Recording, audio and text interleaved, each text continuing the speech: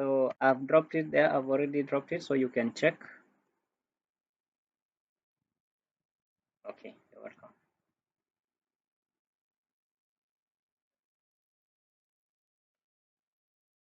Okay, so anyone else who is it is their first time, the first time you don't even know what's going on. This will help know how we'll even handle the session, because I might move at a pace that might be be hurting to absolute beginners. So I need to know how many of you are quite beginners. Like this is the first time you are interacting with this kind of field, or this is your first time you are interacting with microcontrollers or learning anything about them. Yes, Wesley. Let's hear from Wesley and then Derek. Wesley. Yes. Okay, ni sawa sawa. After hapo utakuwa unaielewa vizuri, si ni poa? Okay, then I saw so Derek. Derek, you have something to say? Hi.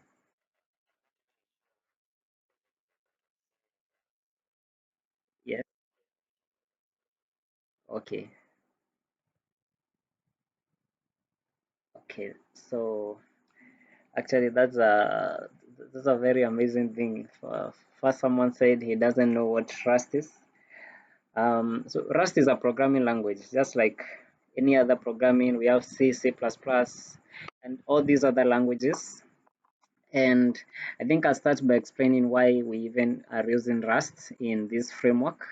So basically, we have seen various frameworks, like the most famous one we know is Arduino, which was it's famous because of its simplicity and yet its ability to enable even beginners to do complex tasks without having them to be so much professional in deep programming. So that's what makes Arduino so much famous. So for when we look at the current trends, we have this language known as the Rust, which is having execution speeds same as C and C++. So it is a low-level language, just like C and C++, but it is it also has these high-level features. So if you're coming from maybe from like web development and all that stuff, you find that Rust has some kind of that feature. It has garbage collection and all that. I'm sure most of you here have by one time, even if it's your first time you're dealing with microcontrollers, by any other measures, maybe you've dealt with a programming language, maybe in web development or any other place. So Rust itself can be Rust itself is a programming language that can compare to C and C++ in terms of execution, and it is safer than C and C++, basically because of how it deals with how it handles memory and all that stuff. And we'll be seeing that as we go on with the following kariRS sessions. And so that is why we are using Rust here. And Rust has become a smart choice and a choice that the industry is seeing as a future of embedded development. And that's why we have come up with this framework, which can help people to be able to enter into the Rust ecosystem of programming microcontrollers with the easiness and simplicity that we saw in frameworks like Arduino, but here we have more robust features, and it also gives you a full picture of what happens with professionals who are dealing with microcontrollers programming. As we will see with the workflow of kariRS, you will see that after learning kariRS, if you're switching to other professional workflows, you'll see that they are very similar and it's even easier to adapt. So if this is your first time dealing with kariRS, those are some of the things that you'll continue learning and understanding what you're doing. If you're coming from Arduino framework, if you've worked with Arduino framework, switching to kariRS is very easy because kariRS provides similar functionality to Arduino, and this one is not done just for the sake. It has been done to allow that people who are coming from Arduino can be able to shift and to kariRS without having to relearn things. They just have to It is just a simple tweaks of syntax and learning and adapting to new features in kariRS. So basically, if you're coming from Arduino, you'll see a bit of similarities with Arduino, but again, you will also see the new features and the advantages of kariRS. So I can see someone asking a question.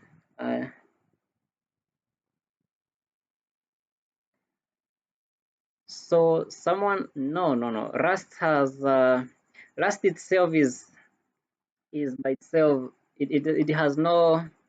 It is not a wrapper to any other language. Rust itself right now it is a new paradigm language. If you've worked with Rust, you realize it is a language by itself. We have things like the borrow checker. The way like how Rust works is not like if you're coming from C++, you'll have to adapt to how Rust works in terms of memory management and all that stuff.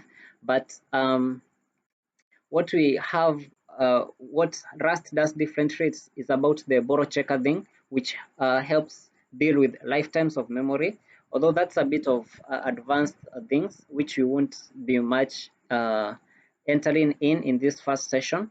But that's the basic or the most difference that Rust does. It does not allow us to deal with memory directly. It gives us a bit of safer ways rather than the C and C++, how we do in C++. We allocate and deallocate memory. And sometimes we have memory leaks and all that. It's harder to find that in the Rust programming.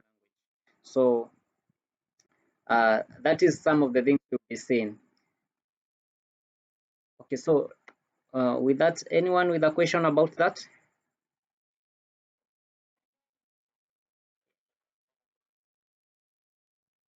Okay, I'll be dealing with the installation in this session, so you will follow along so that we can move together. Okay. Okay, all right. Um, all right, so let's continue. So I've already explained to you what kariRS is. So kariRS is based on the Rust programming language, and I'm the author. I'm the one who created Rust, Vincent Morezi, and this is the GitHub repo. I've already shared it in the comments. So now the next question would be to answer to you, why should we use kariRS in the first place? Before we even show you how to use kariRS, it's very important to understand why do we even need this framework? Is it even necessary to use it? Is it even worth learning it? And is it even worth your time? So first is, as I said, is that currently what we have are things like Arduino. If you wanted to write code, you've also had someone tell you about MicroPython. MicroPython is just a stripped version of Python, which doesn't have the full Python capabilities so that it can be able to run on microcontrollers. And then we have C and C++, which you can write low-level code in C and C++, which basically ain't done by most people, but it's very optimized way. And then we have the Arduino, which is a framework which is based on C and C++. And many people you do use Arduino. But now when we come to the Rust ecosystem, which is a growing ecosystem in the embedded development world, we do not have such kind of advantages. We do not have such kind of frameworks to help people to begin with things, to begin with programming microcontrollers with such easiness.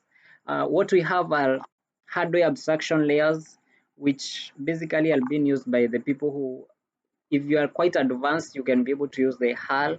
The HAL are just hardware abstraction layers, but it becomes so tough for a beginner to deal with those ones. And so what kariRS is bringing is it is giving us an abstraction to all that.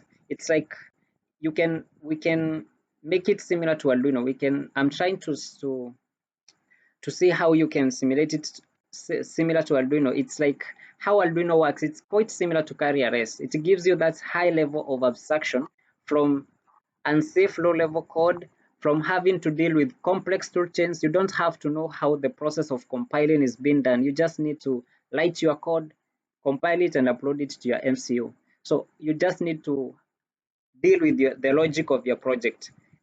all the other things are handled for you in kariRS. That's the thing that we have been missing and has been making building in the Rust ecosystem quite tough, because working with Rust toolchains and all that is quite heavy and tiresome for beginners and even for professionals as well. So we are trying, that is what kariRS is coming to solve, to make that process seamless and easy.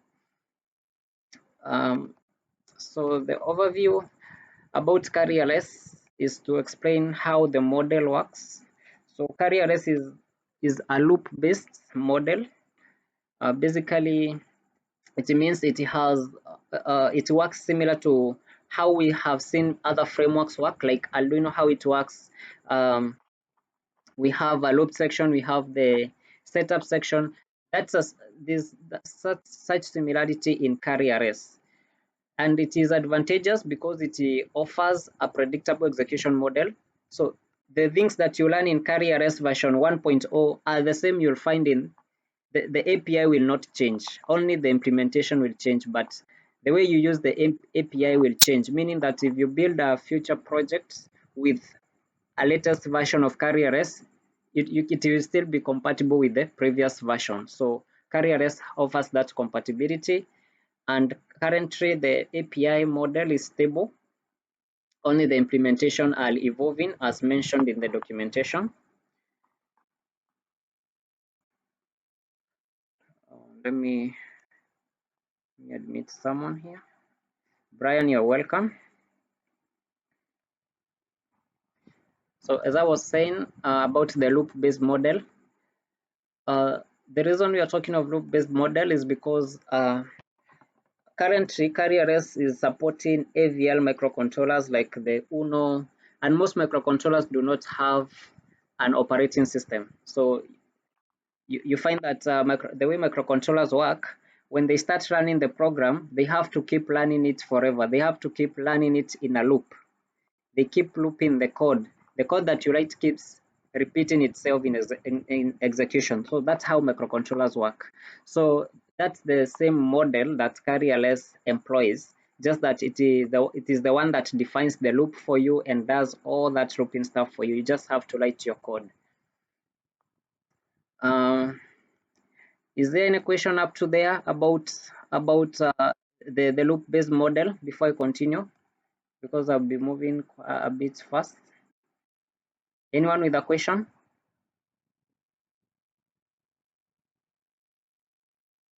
Okay. Yes.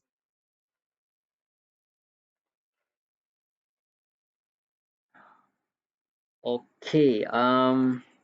About the slides that I'm showing here, I'll share them in the kariRS dev group. Is there someone is following my lighting? Yeah. Because actually what I'm presenting here is a stripped version of whatever is given in the documentation. So actually you can allow, the documentation gives you very good note for writing. Actually, if there's anyone who wants to write, okay, you can still write some as I am presenting, but I'll see how I will be able to send these ones to you in the group. Okay, so I think I can illustrate this one for you, for those ones who are quite new to.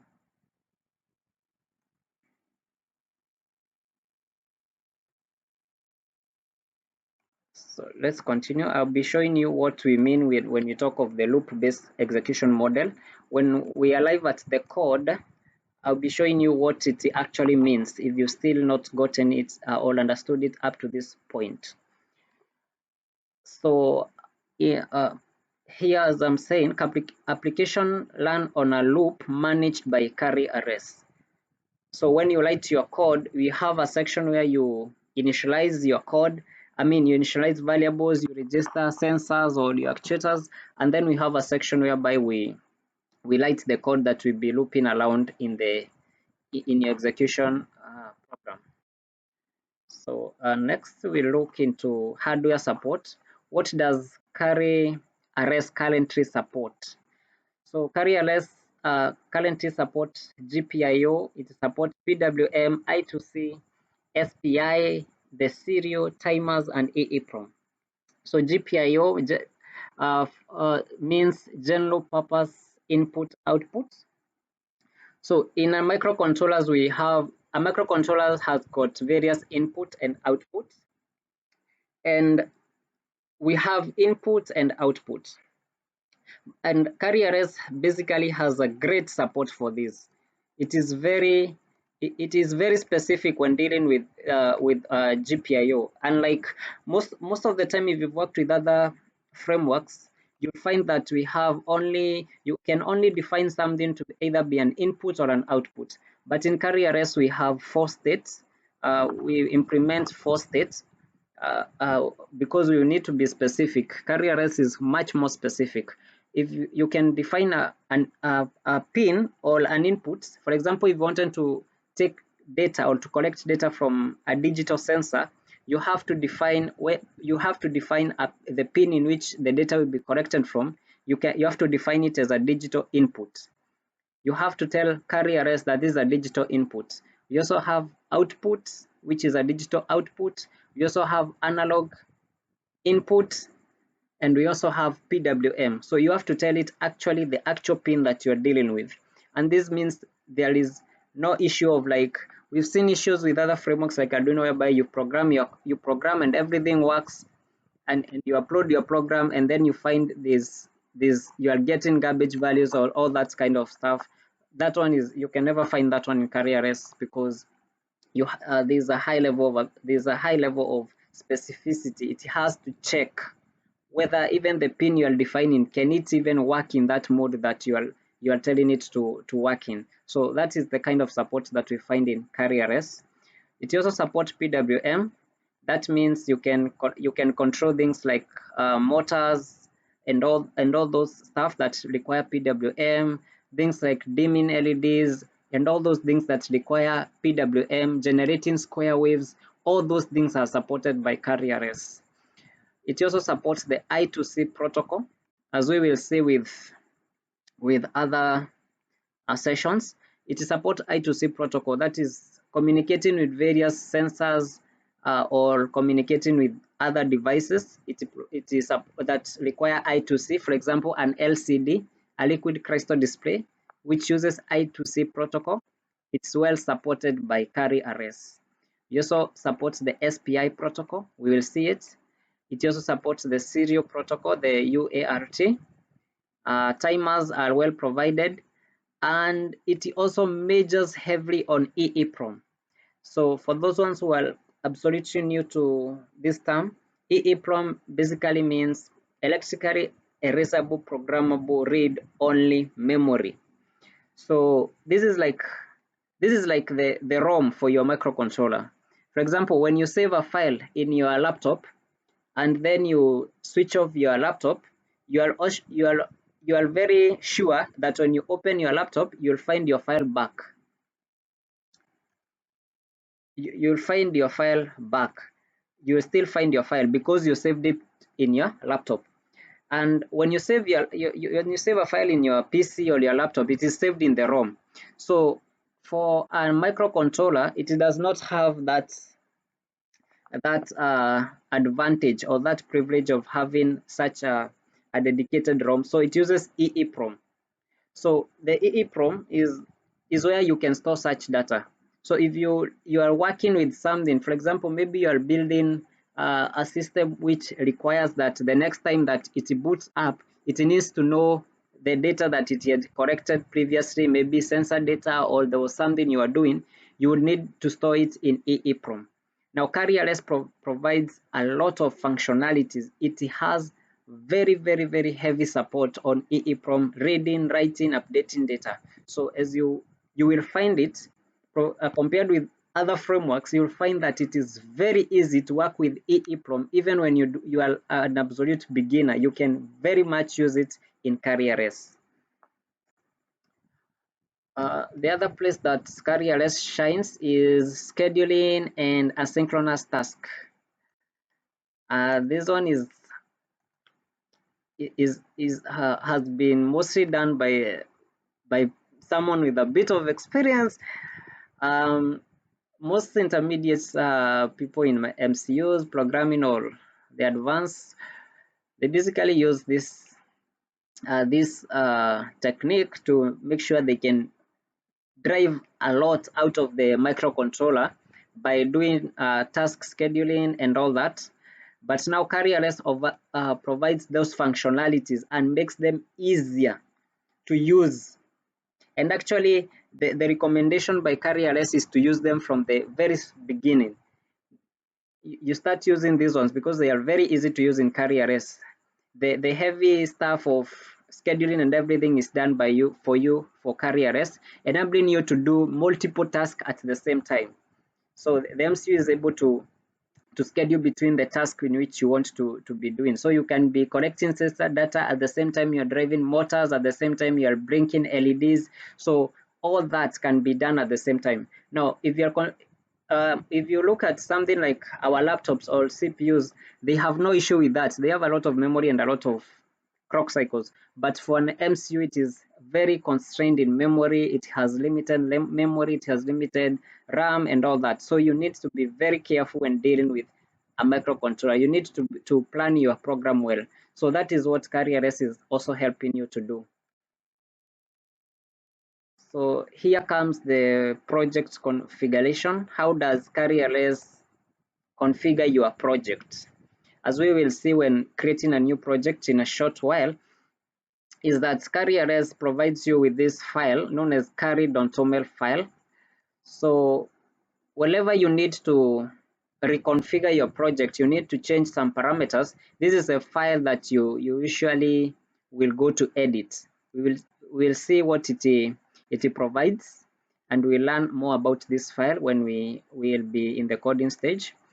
Now, the currently supported boards, what does kariRS currently support at the time that we are doing this presentation? What does it currently support? So it currently supports AVL MCUs, microcontrollers. It currently supports AVL microcontrollers such as Atmega 328P. These are just boards, Arduino Uno, Nano. So Arduino Uno uses the Atmega 328P MCU. We have the Nano board. It is supported by kariRS, and all these boards mentioned here, the Mega, the Leonardo. Actually, Leonardo, all these ones use the same MCU. All these Uno, Nano, they use the same MCU. You also have the Arduino Mega 2560 and Pro Mini and Leonardo. So it supports the currently most used boards, and support for ESP32 and other boards is will be seen in the coming versions. So how do you get started with kariRS? That is where we will be moving quite to. So the first thing is to download kariRS, then add the CLI to your system path and run kari.doctor and all this. So we'll be seeing that in a while. So let's jump to the documentation so that I can take you through how to install and get started with kariRS. Anyone with a question up to that point?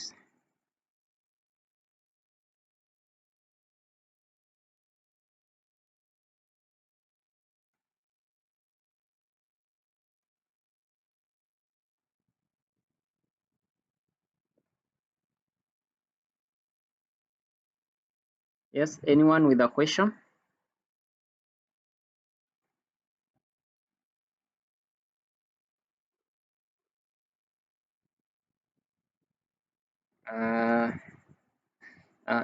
Yvonne, I can see your message. Thank you. Anyone with a question so far? As I said, I'll be moving a bit faster. Last time we had a very long session, and I want to make today's session a bit more brief so that we can actually see our first program running. So anyone with a question so far? Okay, so I take that there's still no question up to that point. So let's continue. So this is the official GitHub repo for kariRS, and I'll take you basically to. So this is one of the sections that is very important to understand. when dealing with kariRS, that kariRS is under active development, and the public API, the execution model, and configuration format are considered stable, while internal implementation are still evolving. And the internal implementation are evolving because of how the support mechanism of kariRS will be working. We have other boards which need to be added into the system, like ESP32, as we move into other microcontroller families like ESP, the expressive boards, and other boards. We'll see various internal implementation changing, but that won't affect you as a developer. If you're developing as a kariRS developer, it won't affect you because the API won't be changing. Only the implementation details are be changing. But this one was a very important thing to do the documentation about. So now we will move to the installation page, and here we are. So the first thing is to download kariRS. So what I'll be taking you through is the installation. So I don't need to go through showing you all this. I'll just take you through in the most, I just explain it to you. All that is being done here from this section of the documentation. All this documentation, all that up to this point, I'll be taking you through that. So the first thing the documentation tells us is to download kariRS. So that's what we'll be doing. So anytime you want to download kariRS, just come here at this point. You have releases. So you always find the latest release written here. So currently we only have the version 1.0.0, the first version, which is the first public release. So you can just click on it. When you click on it, it will take you to this page. This is the release. This section is what tells you what is new in kariRS, but currently this is the first version, so it just gives you the highlights of what kariRS does. So now you have to scroll up to the bottom, and you'll find the asset section. So you need this file here, kariRS.zip. So you just need to click on it. So you click on it. You just need to click on it. And the moment you click on it, it will start downloading. So for me, I already have it, so I just cancel the download. But for you, you need to wait for it to download. So after downloading, now let me take you. You need to check where you have saved it. Let me show you that.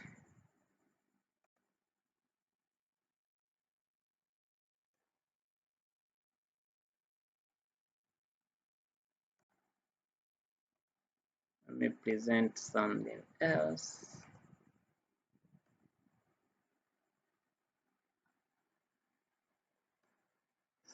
So everyone can see my screen clearly? If you can see my screen clearly, kindly unmute the mic and confirm.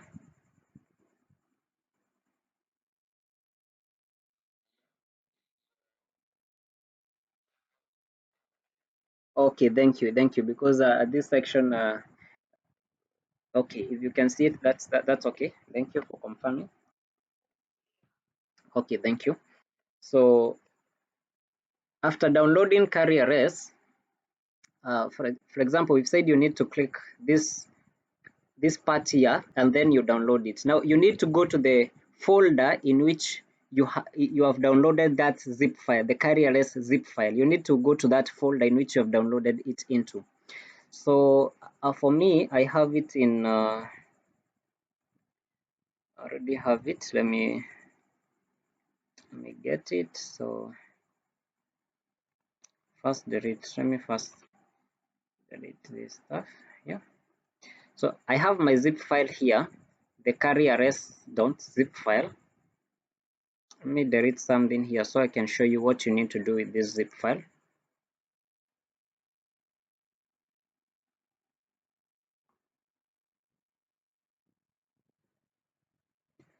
So anyone who is actively following this,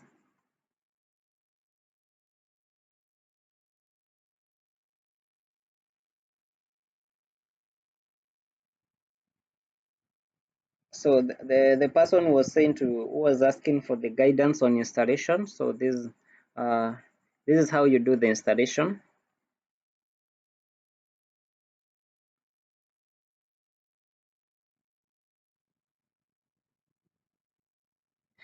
So now we do have this kariRS.zip file. For me, it is in this folder.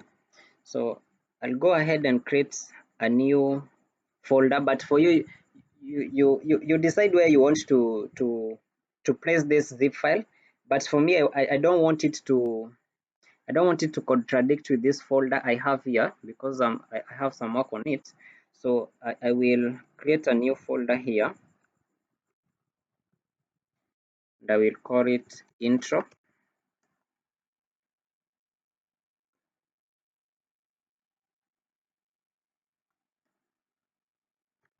And I will copy this zip file inside of here, so that then I can continue.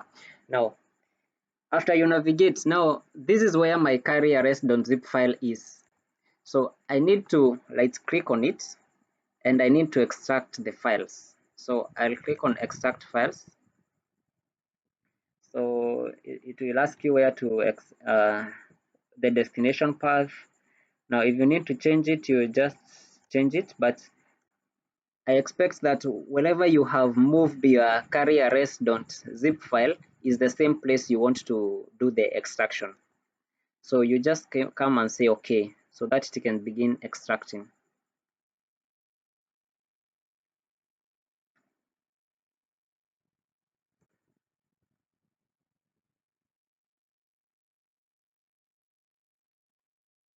So once it has finished extraction, you'll get this folder known as kariRS.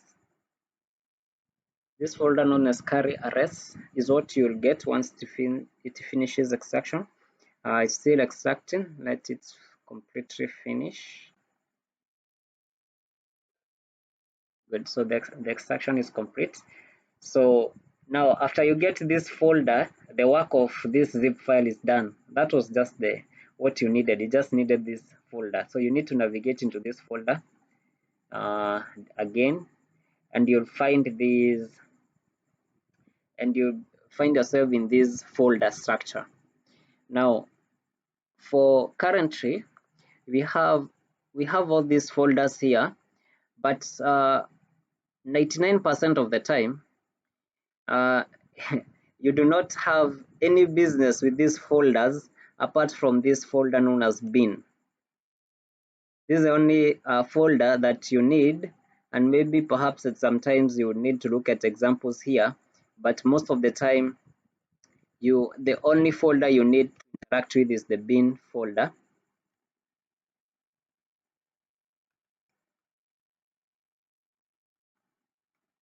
Is the bin folder, this folder over here. So you need to navigate into it. Now here you'll find these two folders. We have the Linux folder and we have Windows. Now if you're on a Linux system, you need to navigate, you need to click on this Linux folder. But if you're on a Windows system, you need to use this Windows folder. Now on my side, I'm presenting this from a Windows operating system, so I'll be using Windows. So once you have clicked on this folder, inside of it we have these executables. We have an executable known as kari and another one known as kariRS. I'll be explaining what are these ones, but you don't need to interfere with them. This is where you need to stop. So I need you to click on shift, and then when holding shift you right click on this folder.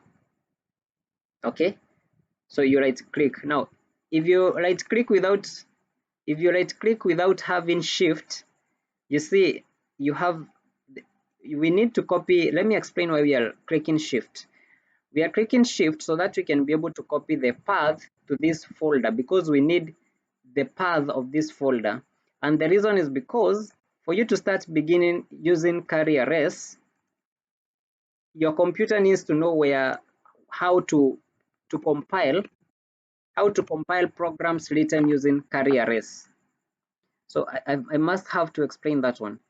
Whenever you are learning any program in your computer, for example, if you are coming from, if you've used C++ or C, most of the time if you want to compile a C program, your computer has to use the compiler, and it needs to know where the compiler is. So the moment you install the compiler, it needs to be added into your system path. So that is what you'll be doing with kariRS. Right now, if you were to happen to write a kariRS program, it would not compile because the computer does not know even how to compile a kariRS program. It doesn't know how to compile it, doesn't know how to do that. So this is the third thing we are doing here. We need to add the CLI, that's the command line interface of kariRS. We need to add it to path, and that is what will be used to compile kariRS programs. So back to where we are, you have to right click this. While you hold shift, then you right click it so that you can have this option known as copy as path. So you click on that one. Are we together up to there? Anyone who is lost?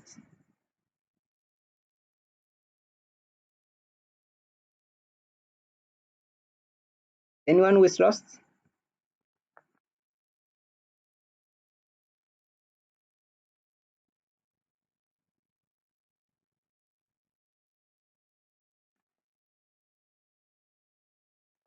So I don't hear any response, so I assume we are all together. So from there now, we need to add this to path. So I'll show you the easiest method way. Although whatever is written in the documentation here is basically you go to the settings in Windows. You are expected to navigate to settings, go to the system, then you select advanced, and then you go to environment variables. But in this session, I'll be showing you how to just go to environment variables without having to undergo all these steps. So I want us to go to this last step, directory. So that's what I will be showing you.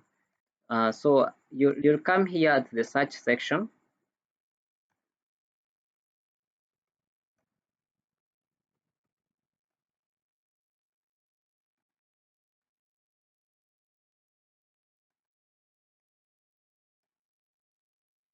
And you write environment,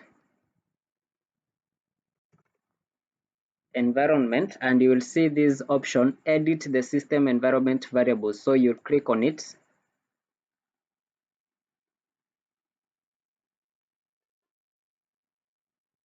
Just click on it.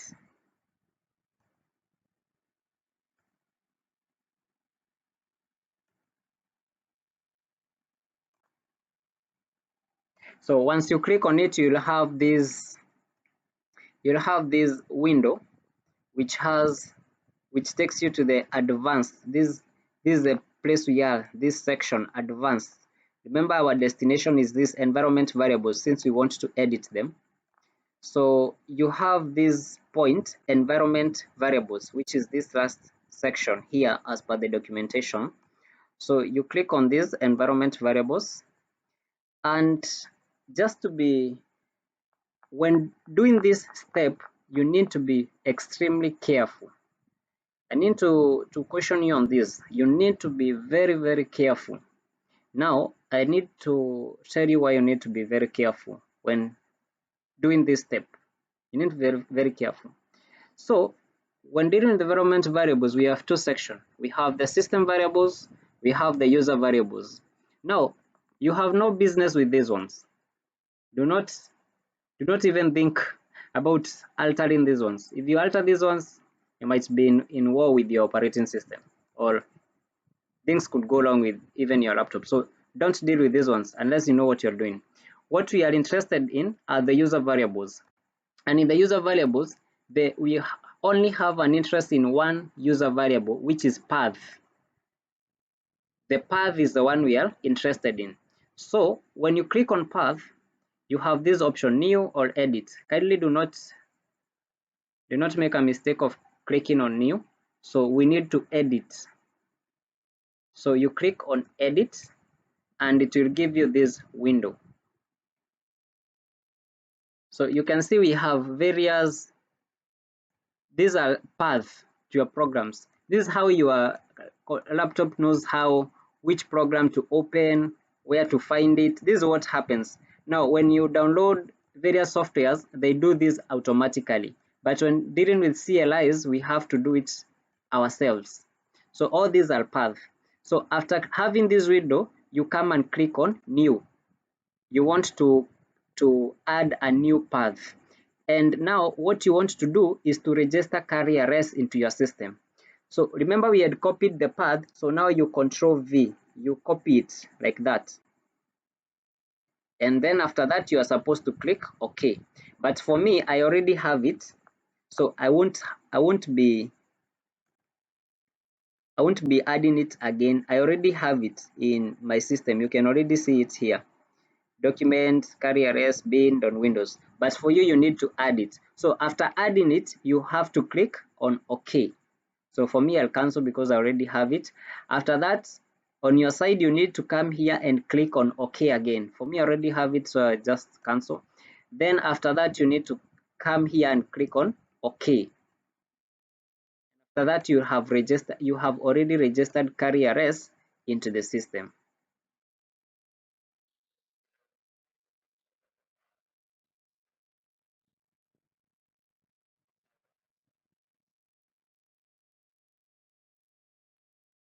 Okay. Yeah, thank you. The reason that I have it both is because let me take you back. When I created when I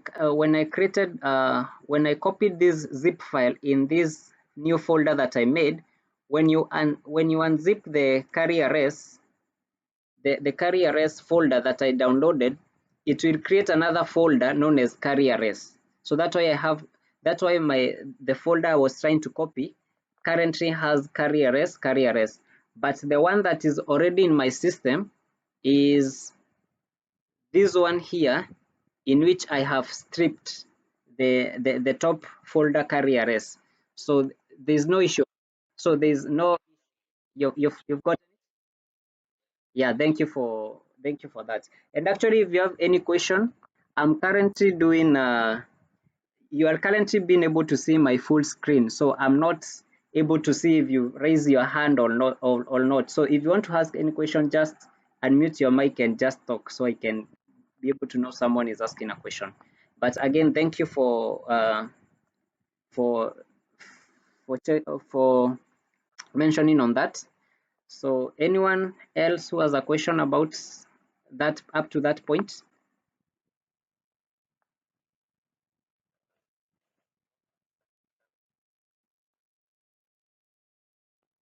Oh, you are on Linux. Okay, so on Linux, it's a bit different. So on Linux, we have on Linux. So after downloading it and making the folder on Linux, you need to do this. You need to find your .bash.lc file. Do you know where to find this?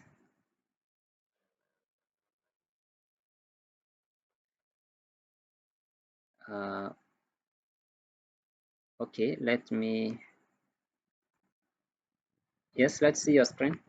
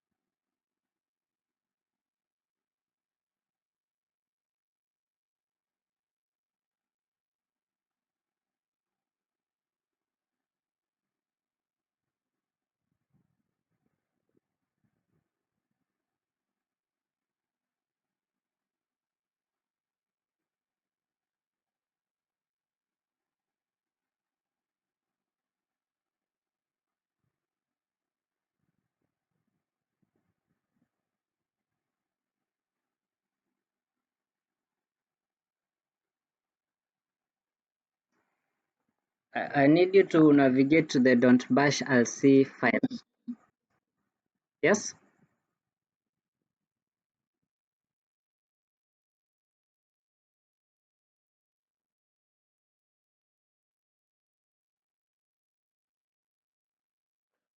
Yeah, I can hear you.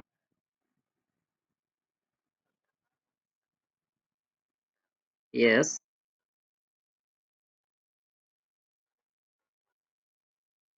Yeah, go to the bin, then Linux. Then you need now the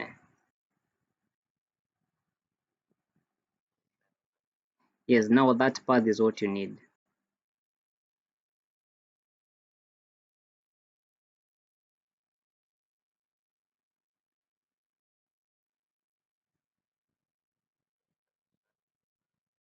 in the .bash lc file.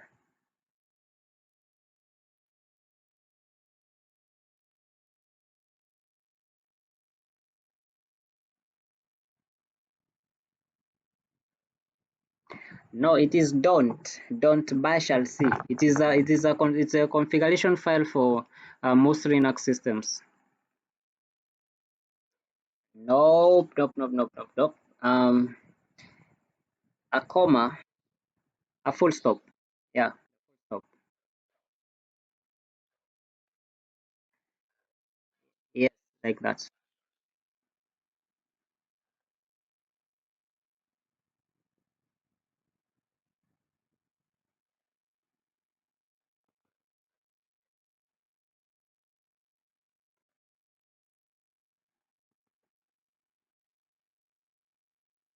You've already added it, yeah.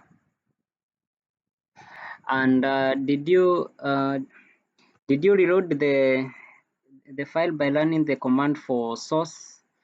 It's usually source on something to reload the so that Linux can reload the configuration file. There's that file. I think it's source. Can you type it? I'm not quite sure. Just type it source, then that's bash.lc, or just that's source. Okay. Okay. Yeah. I will try that one. Let's see.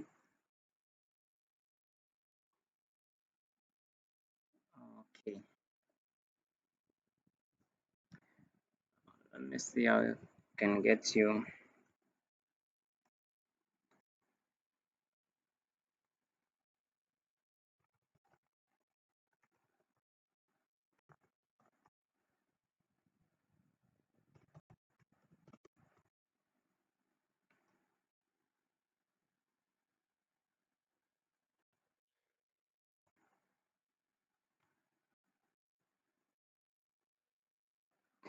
Uh, check check in the check in the comments what I have the command I have pasted for you. How to write it.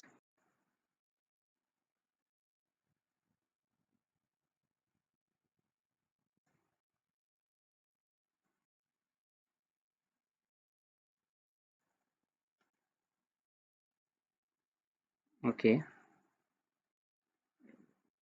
Now, now can you try?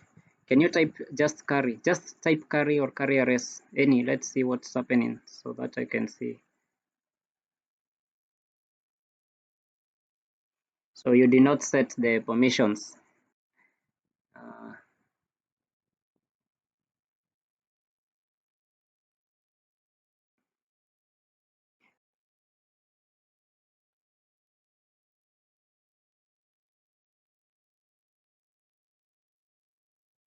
no, no, no, no, no, no. The commands are either just you can either type kari like that or kariRS in lowercase letters.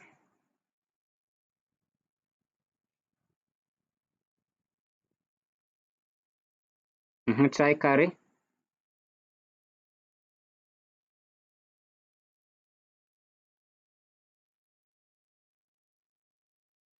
Still tells you command not found.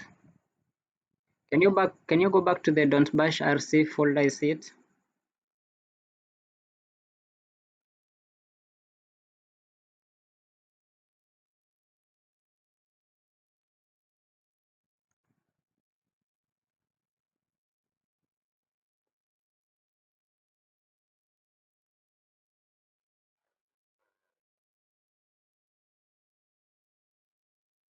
Pardon?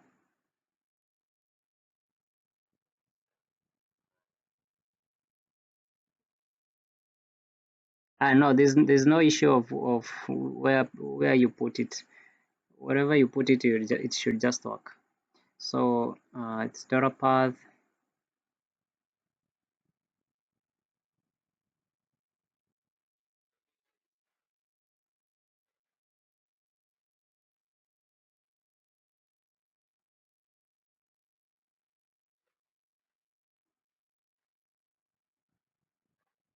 Yeah, locally.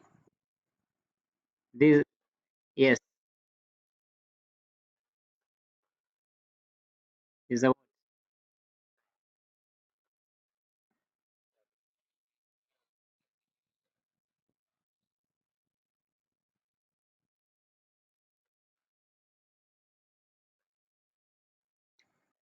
uh okay. Can you try adding okay, just go back to that file. You see here at the end of this path.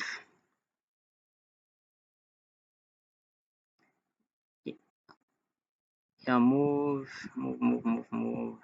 Can you add that backslash at then at before after Linux? Yeah. Can you try now reloading it and let's see whether it runs on your system? Try reloading it.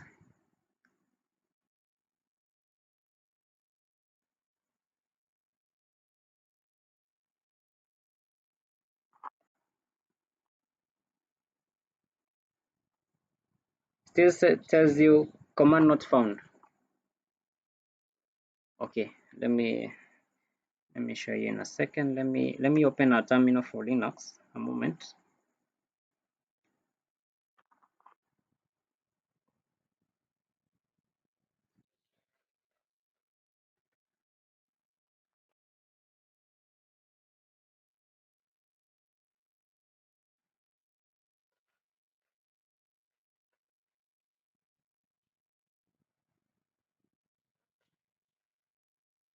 He needs to change to make kari an executable. He needs to go to that file, yeah, and make it an executable. That is where the issue is coming.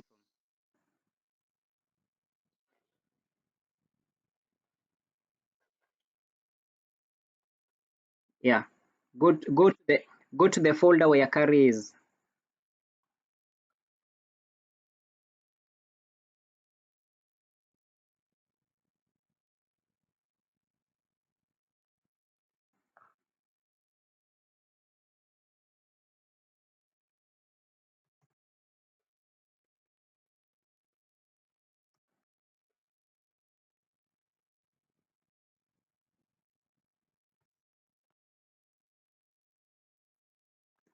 Yes.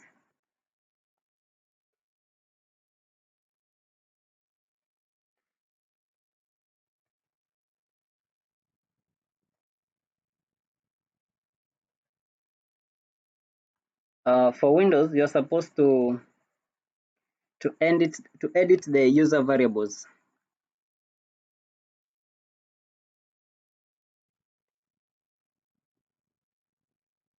Now have go back to in Linux the Linux folder. Yeah,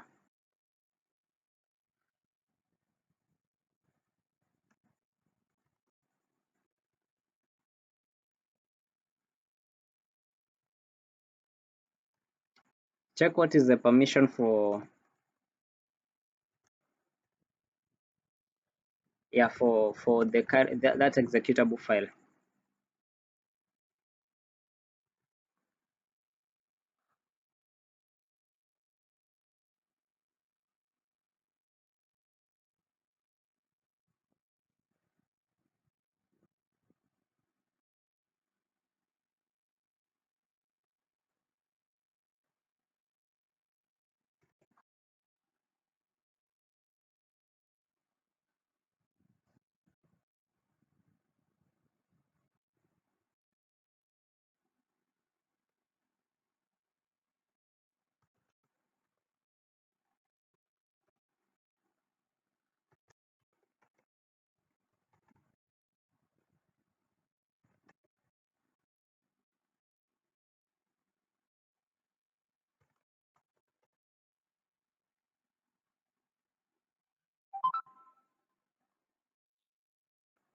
It's running.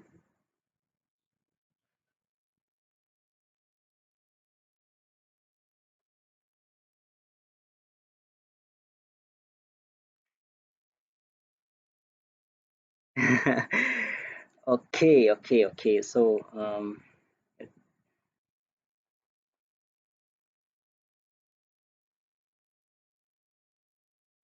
okay, so you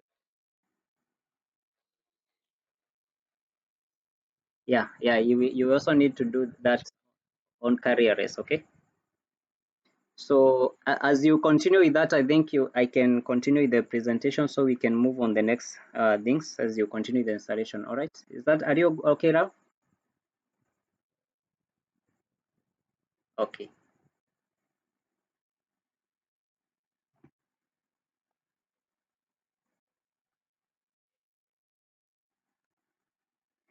You see, it's a good thing because someone else who is in Linux has learned from you. I hope the people who are on Windows have no issue. They have understood what you had done in Windows. Anyone on Windows who has faced any issue with dealing with kariRS, copying to path? Okay, so no issue to that point. So now let's move to the next bit. So let me share now what should be done after. Now from Windows side. We have seen from Linux side, from Omimo, what he was doing. The command is already running in Linux. So now let's see on Windows what's the next point to do.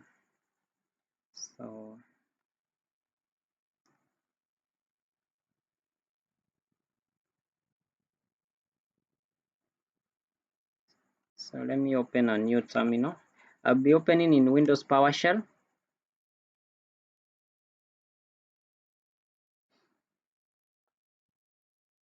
So after having installed kali, we have already edited the system variables. You should be able to confirm whether you have installed it. Learn kari. You can check its version. You can use kari version, and it should write to you kari 1.0. It won't write kariRS. I'll be explaining why. It will write kari. You can also try kariRS command.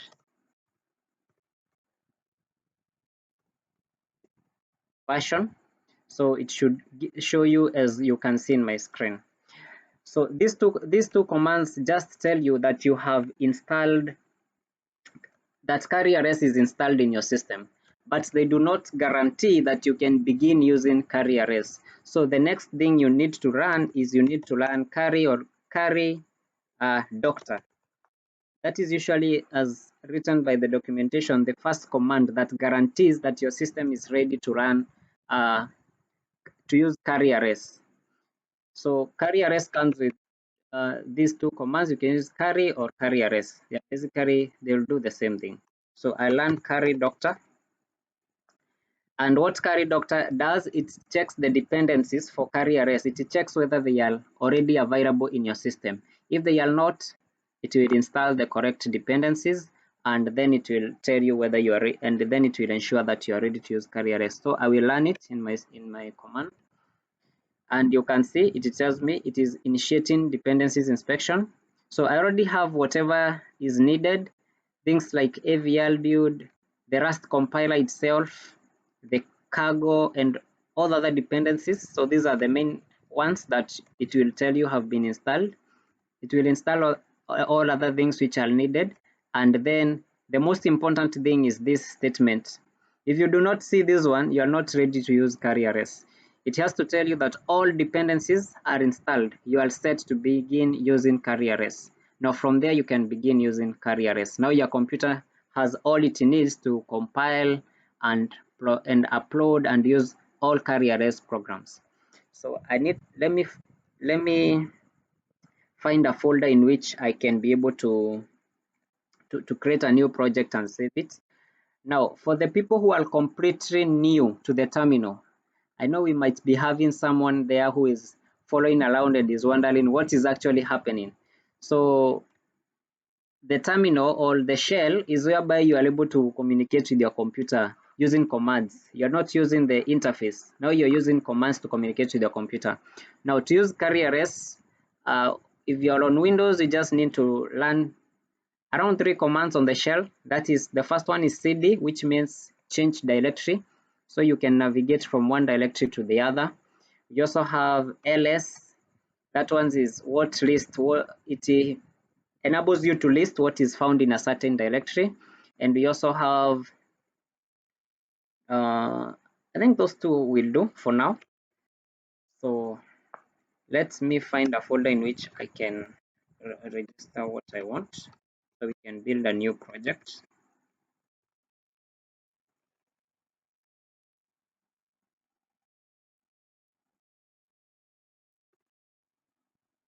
So before I show you how to create a new project in kariRS, I believe it's better I show you some of the commands in kariRS. Try to move a bit more faster as time has quite moved. So I'll move to this section in the documentation known as kariRS CLI. So what we have installed is the CLI tool, the one that enables you to program, upload, and create new projects in kariRS. So it has these commands. You'll find them in the documentation. We have kari new. This is the command you use to create new projects. We have the build command. This one helps you to compile projects. So if you don't have a board with you, you can use build to compile the project and see whether it's running and it's correct without having to upload it into any microcontroller. Then we have the flash command. This one is a command which is used for uploading your code in the microcontroller. That is, it is just uploads the program. It does not involve building. So it is just itself for uploading. And we have the upload command. This one is, you will use it when you want to build your code, to build your project and upload it at the same time. So you use upload. So upload builds and then it uploads. Then we have the kari monitor. This is the command that is used to open a serial monitor. We'll be seeing that we have these other updates and all these other functions. You can find them, but the most important to know is doctor, the new one, the kari new. They are the ones we'll be dealing with in this section. All these others, you'll deal with them as you continue using kariRS. So I need to touch on the application structure of kariRS. I'll try to move as fast as I can. So just bear with how I'll take you. But if you have any question, just ask. So kariRS follows an Arduino style application structure. So it has, now in kariRS we have these two. We have hashtag init and hashtag learn. So hash init is a macro, is an attribute, sorry for that, is an attribute in which we use to mark the section in which you will be building or initializing your variables. The code that we learn once in your MCU is written inside the init attribute. So this one is the entry program of any kariRS application. Any code you write has to be under this attribute. Then the other attribute we have is the run. So this one is the one that in which you learn the code which will be in a loop, the code that will be repeated. You can think of it, if you're coming from Arduino, the run attribute is similar to what you call void loop. Is similar to that one. So that is what it is similar to. So let me show you in a structure so that you can get it well. For example, this is a blinking LED program for kariRS. So you can see it has similar functionality with Arduino, and this one has been done intentionally to make sure that even if you are coming from Arduino, you'll find kariRS very familiar to use. So we have pin mode, which is a macro. You can see if you're coming from Arduino, you're not used to having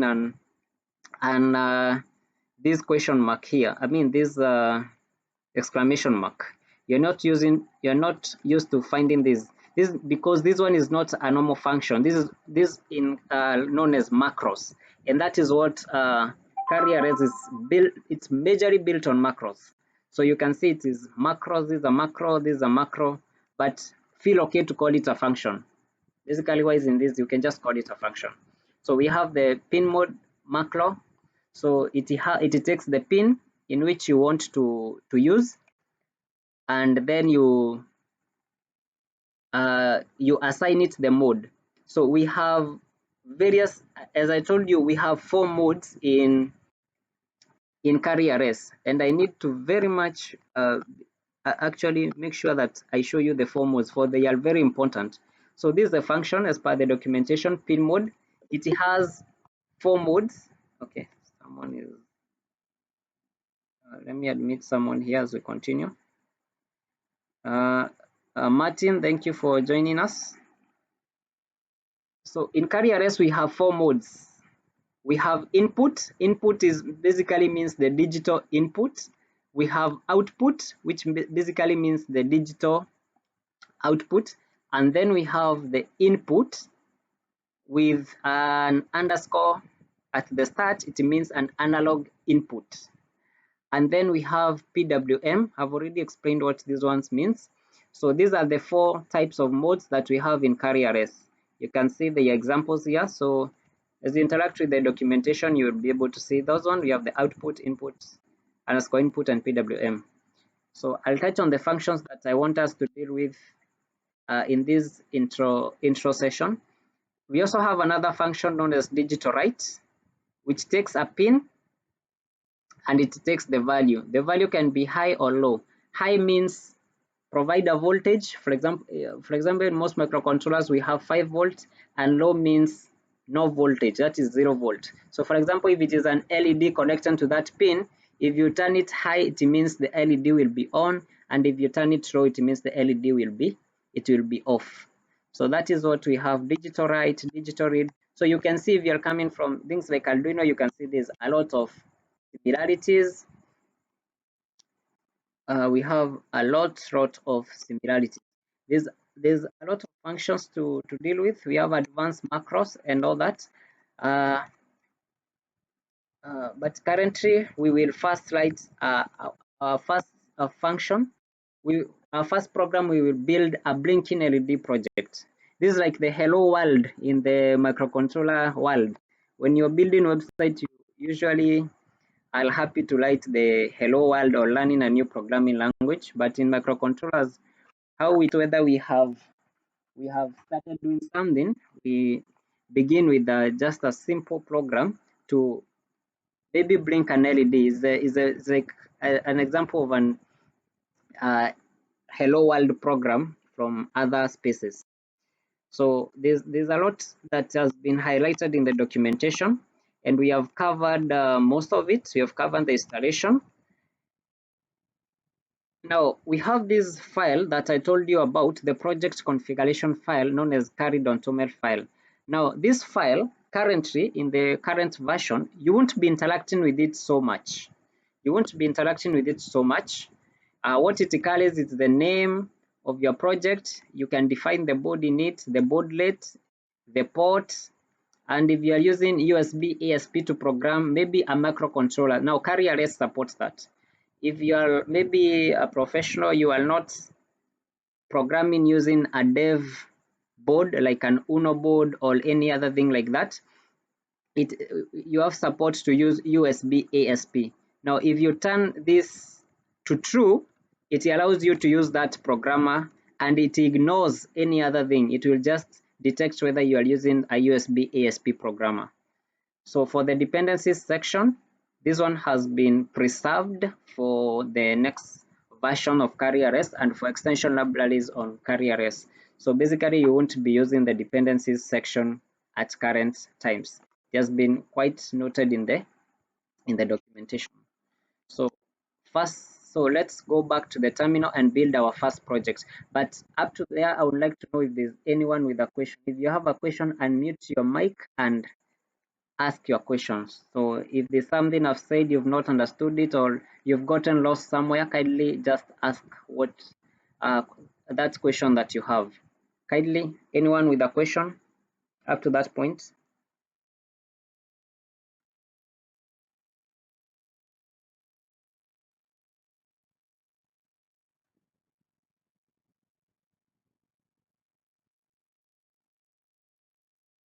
Okay, I don't see any hands, so we'll proceed into creating our first project. Now, last time we had this intro session. Let me create another one. So to create a new project, you write kari. Now, some of you might wonder what is this thing with kari and kariRS. So kariRS is a Rust embedded framework.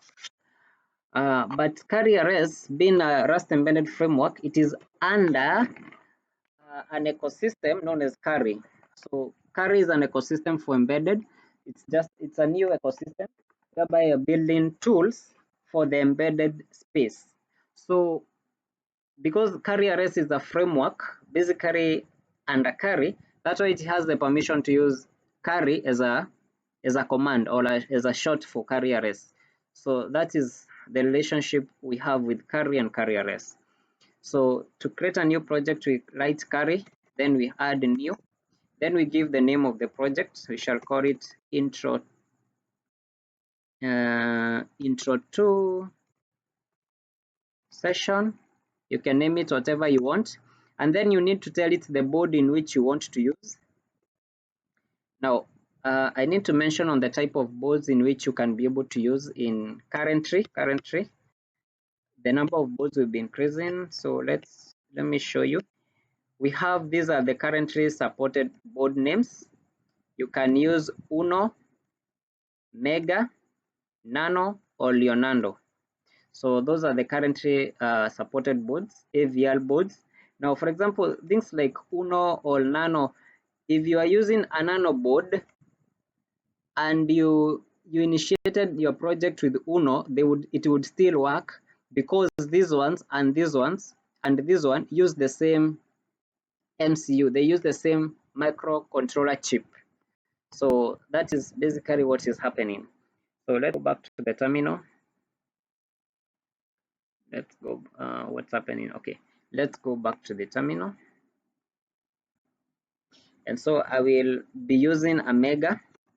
So I tell it that I want a board, I'm using the Mega board, then I'll click on enter. And as you can see, it tells me created a new project intro session for the Mega board.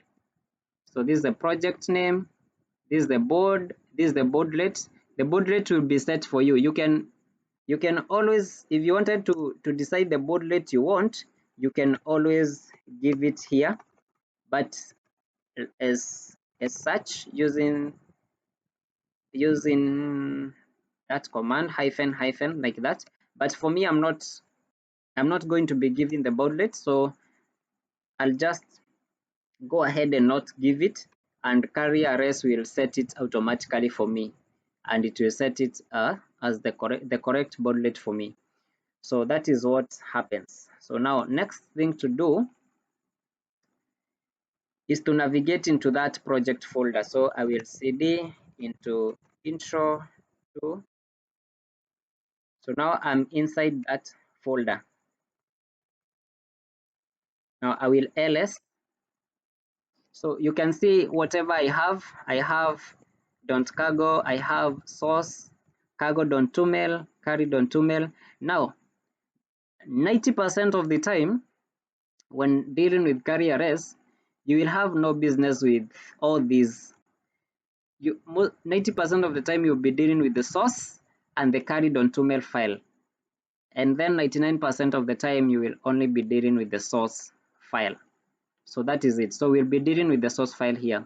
So what I will do, and my recommendation when working with kariRS, is to use the Visual Studio Code as your editor. You can use any editor, but with VS Code, it integrates very well with kariRS. It will help you to even have auto completion and all that.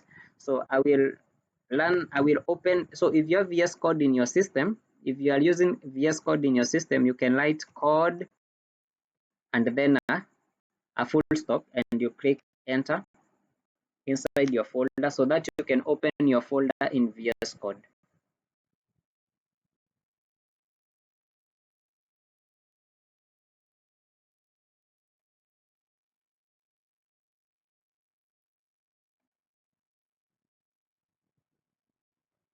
So now this is my project in VS Code. So I'll go into source and I will open main.rs.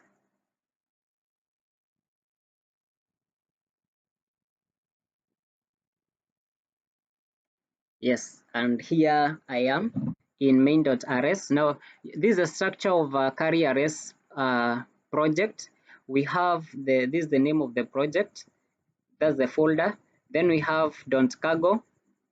These are just the configuration files for kariRS. So you won't be interfering with those ones. So then we have the source folder, which has these two files. By default, you'll be having these two files, kari entry and the main.rs. Now, kari entry.rs is the folder which provides it is where your program starts running from. Now, if I could enter into kari.entry.rs, this is the folder that configures and enables what is happening in main.rs to work. It is basically what makes whatever is in here to work. So this inside of here is where we have a lot of importation from the hardware abstraction layers of kariRS and a lot of things going under hood, which makes kariRS work as the way you see it working. So most of the time you won't be dealing with this file, and I recommend you don't even edit it. If you want a nice life with kariRS, don't come adding stuffs here or editing things here. Your main file is main array. Just use this file. If you want to add any other file, just add another file and maybe connect it to this one, but don't go ahead editing this one because it will be hectic for you. So main.rs is the entry file of your kariRS program. So inside of here is where you write your code. Now, most people are used to that these functions don't have to be named this way. I can see this is a function known as setup and this one is known as learn. Now, this one is not fixed thing. You can name this function whatever you want. For example, I could say this function is my start. I could call it a start function. I could call it even my name. I could say it is FN Vincent. I could call it any name I want, provided it has this attribute in it. So if you are coming from Arduino, I'm sure you are used to this kind of a model. Let me show you. You are used to this kind of stuff, something like that, void setup and void loop. You are used to something like that. These ones are usually fixed in Arduino. You have to write void setup is the function in which your code runs once, and void loop is a function in which your code runs continuously.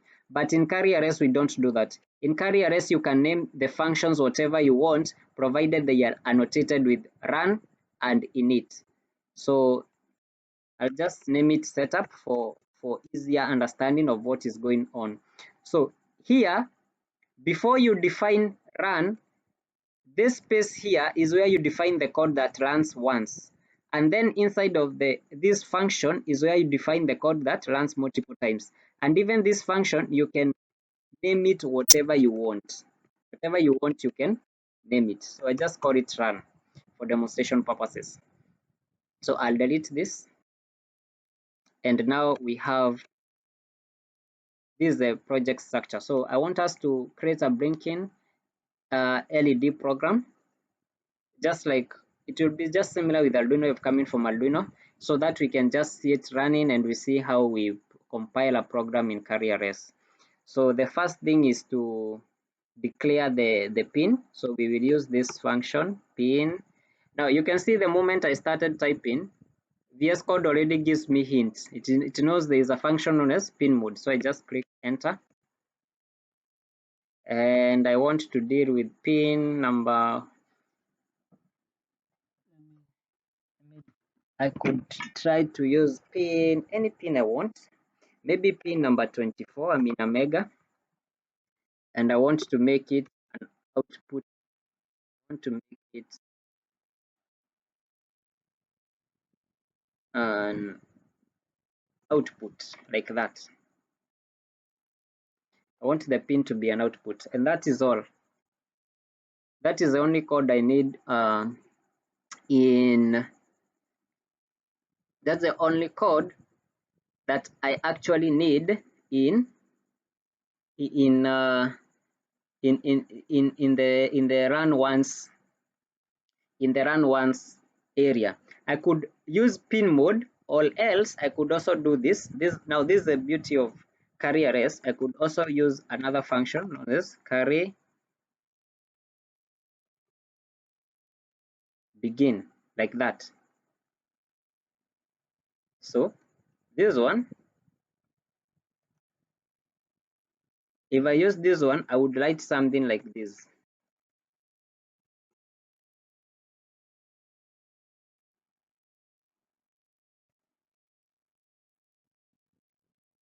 I would write something like that.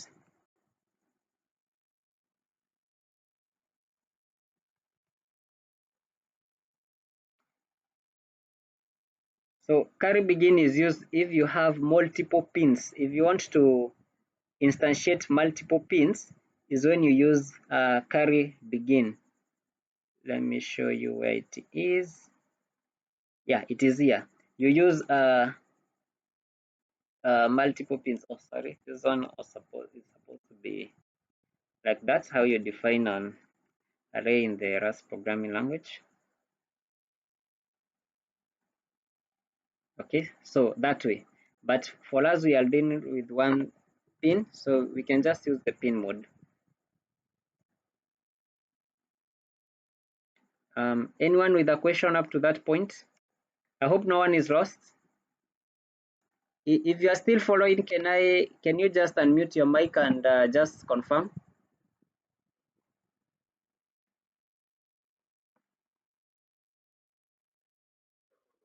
Okay, thank you. So now inside of the run function, I can type in digital light and just give the pin that I decided to use 24. I could say that it's high, like that. I could then give a delay. Maybe I could say 500, and I could repeat the same.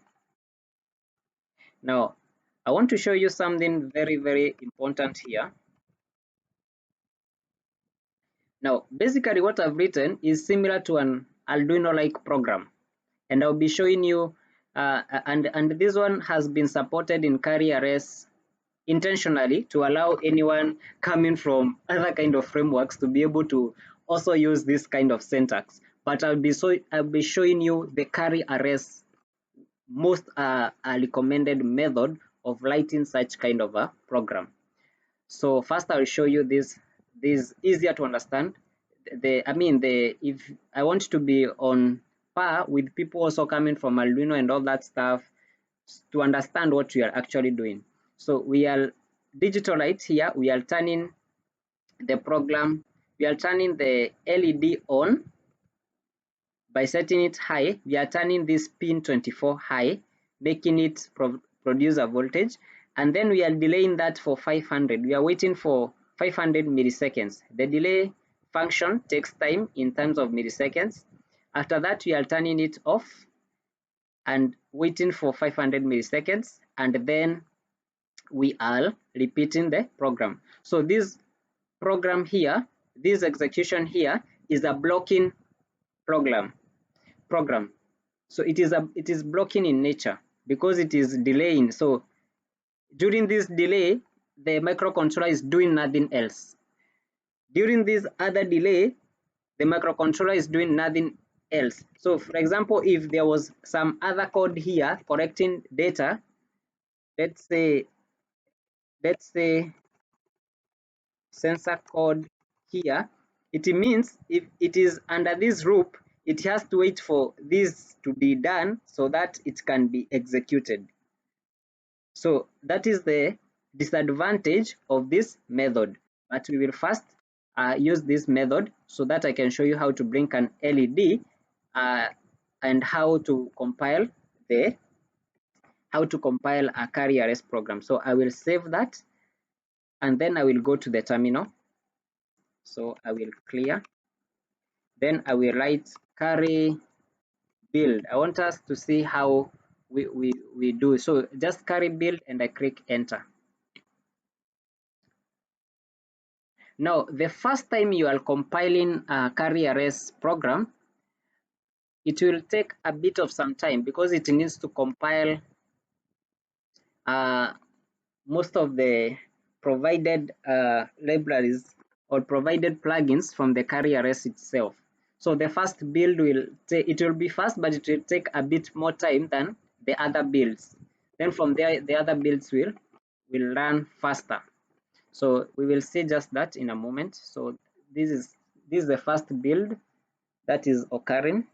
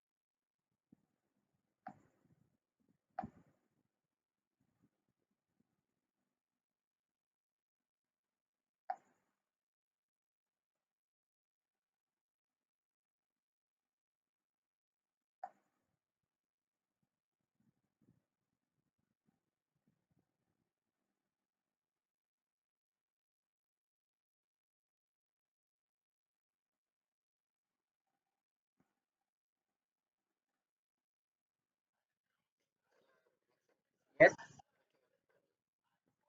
yes, yes, it's been recorded.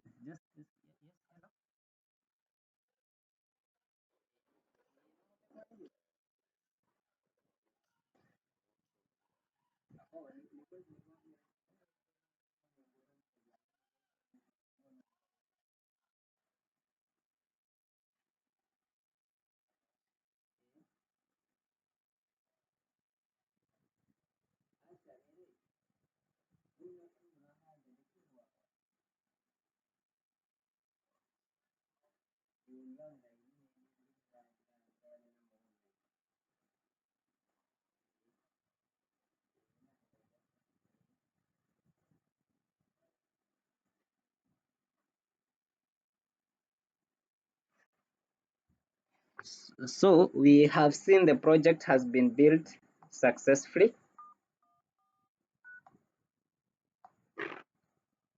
So now let's clear that. Now the next step actually should be actually to flash it into the microcontroller. So what command do we use to I've already told you that the command we use is the flash command. Or there's anyone with a question up to there? Someone was talking.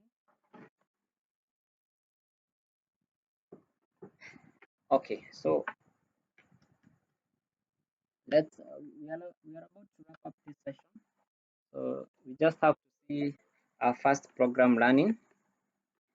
So what I will do right now, uh,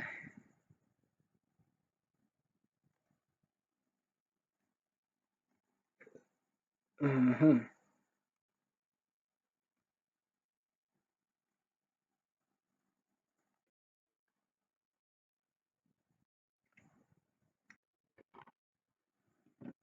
I'll show you.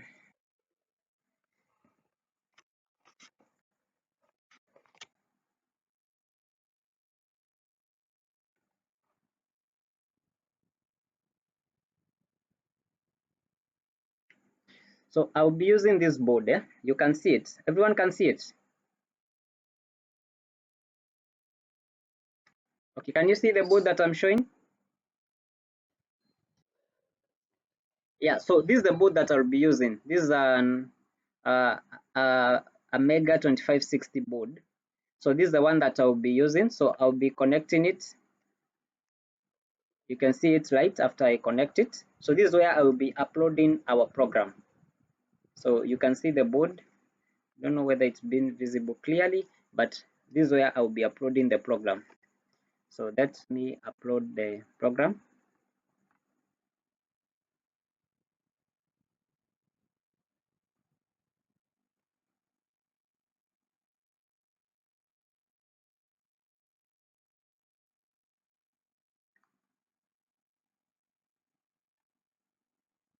Yes. So now here I will do kari,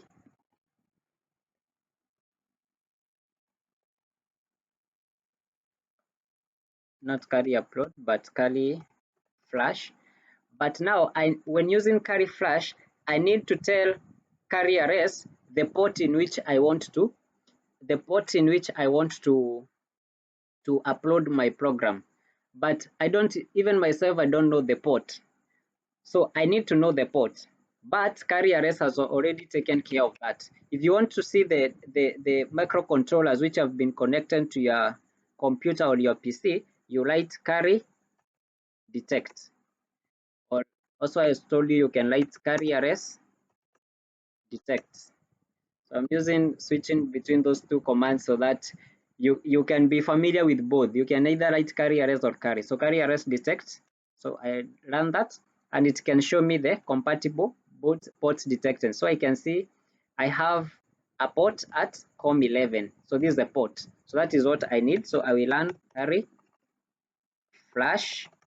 To give the port, I can use hyphen port, or I can just use hyphen p, that is for port. Then I can give it COM11 like that. So I want to flash into that. Then I click enter. And you can see it has already flashed my program. That's how fast it is. It has already uploaded that program. So now I need so now already the program is running in my MCU. So I want to share with you and show you it, what's happening.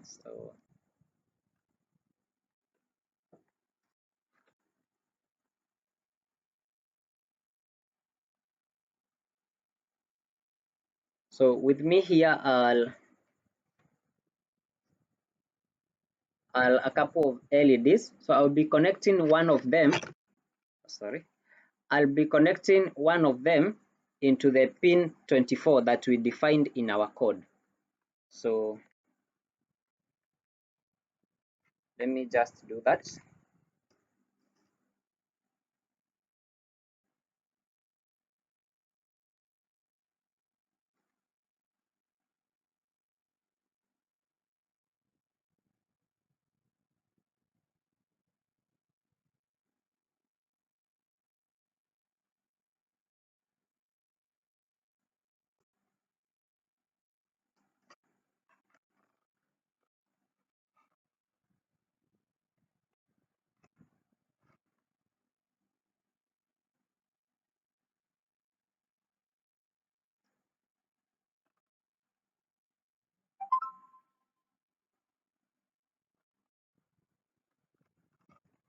When I connect it, you can see it. The LED is blinking, just as we programmed in our MCU. So that is it. So if you have followed actively and written the same code I have, then if you have a microcontroller and you upload it, this is the result you'll be getting. That you have completely programmed and run a kariRS blinking LED. So if you've been able to do this at this point, now you are very ready now to start writing robust project and lead on the documentation and build much more robust project in kariRS. But now I've already told you that this is the broken the blocking, this is a blocking method in kariRS. So very fast uh, I'll very fast modify the program so that it can be non-blocking and show you the difference very fast. So we are wrapping up with the session, so don't feel so much tired of. So we are wrapping up with the session. So let me just modify the code, but the result will be the same.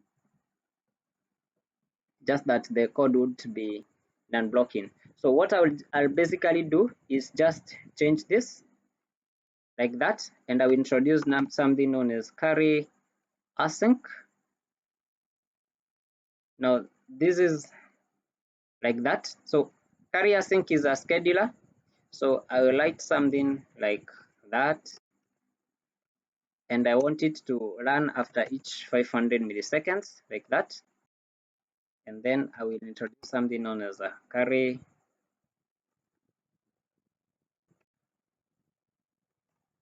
pulse like that. I know this is kind of a syntax that you're not familiar with if you're coming from any other programming language, but, and I will call this one maybe pulse 1 like that. And that is it. So anything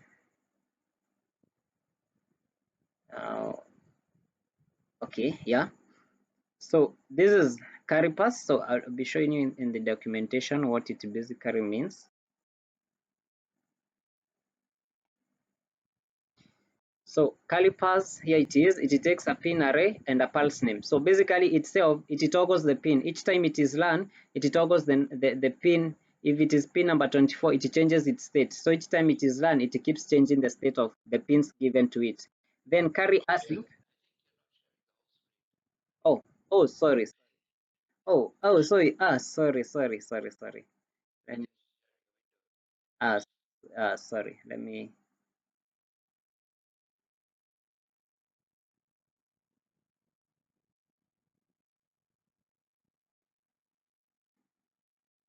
Yes. So okay. Let me repeat. In the kariRS, as in the documentation here, it toggles all pins high or low on each invocation. So each time it is run, if the current state was high, it turns it to low. If the state was low, it turns it to high. So it keeps toggling between the states. So the pins that have been passed into this array, their state keeps being toggled by kariRS. So each time it is run, it toggles them. And then you need to give it a name because you might be having various types of pulses. Maybe you have called this function a number of times. Maybe this one is being learned in a scheduler that runs after 1 second, another one after 500 milliseconds, another one after 2 seconds. So they need to have a name so that kariRS can know how to schedule them. So that's basically how kariRS works. This is an example of how it works. So here we have a couple of pins passed into the array, and this is the name of that pulse. So it is known as a pulse because each time it is run, it toggles the state of the pins. So that's basically how it works. So let me just allow you to check on this. This is kari async. You can just a moment.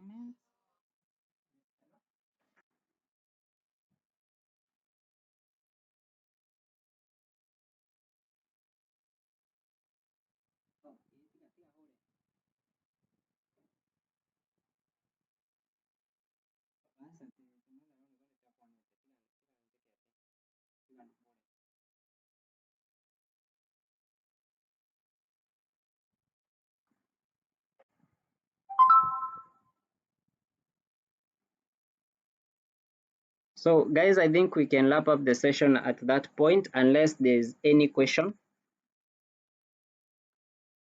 So for this code, I think I've shown it here. You need to add task 1 like that. You need to save it like that. You need to need to give that scheduler a name. You can call it task 1, task 3, or any other name that you wish to name it. You can give it its name, and then it will run, and this one will be an unblocking. So any person with a question?